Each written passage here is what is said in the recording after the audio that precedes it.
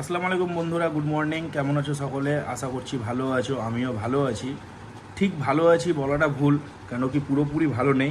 কেননা আজকে 6 তারিখ, 7 তারিখে হচ্ছে আমাদের কুরবানি ঈদ।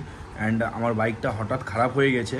কি হয়েছে না হয়েছে বুঝতে পারছি না, স্টার্ট নিচ্ছে না, মিটারে কানেকশান আসছে, সবই আসছে। তো দেখা যাক কী করতে পারি আমার বাইকটার জন্য। বাইকটা কি ঠিক করতে পারা যায় না পারা যাবে না, দেখা যাক কি দিয়ে আমি বাইকটা কি চালাতে পারবো কি পারবো না, সেটাও জানতে হলে ভিডিওটা শেষ অবধি দেখতে থাকো। তো চলো এখন বাইকের কাছে যাই। তার আগে আমি আমার কি নিয়ে নিই। এটা হচ্ছে আমার স্ট্যান্ড, এখানে আমি কি রাখি। চলো এখন বাইকের চাবি নিয়ে নিয়েছি। অ্যান্ড এখন বাইকের দিকে যাব, বাইকটাকে বাড়ি থেকে বের করব অ্যান্ড স্টার্ট করার ট্রাই করব। তোমাদেরকে ফল্টটা দেখাবো যে কী ফল্ট হয়েছে না হয়েছে। এখন আমার বাইকটা আমি বাড়ির ভিতর থেকে বাইরে বারান্দাতে বের করলাম। বাইকের লুকটা দেখো গাইস। ও চাবি অন।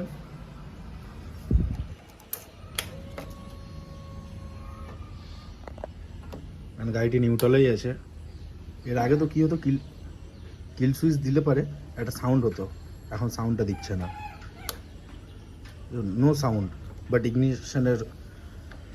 ইগনিশনের লাইটটা দেখাচ্ছে, দেখতেই পাচ্ছ। বাট স্টার্ট করছি, স্টার্ট হবে না।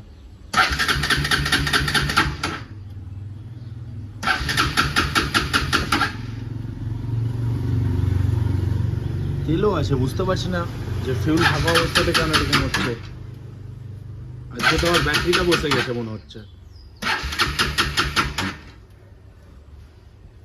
Big issue.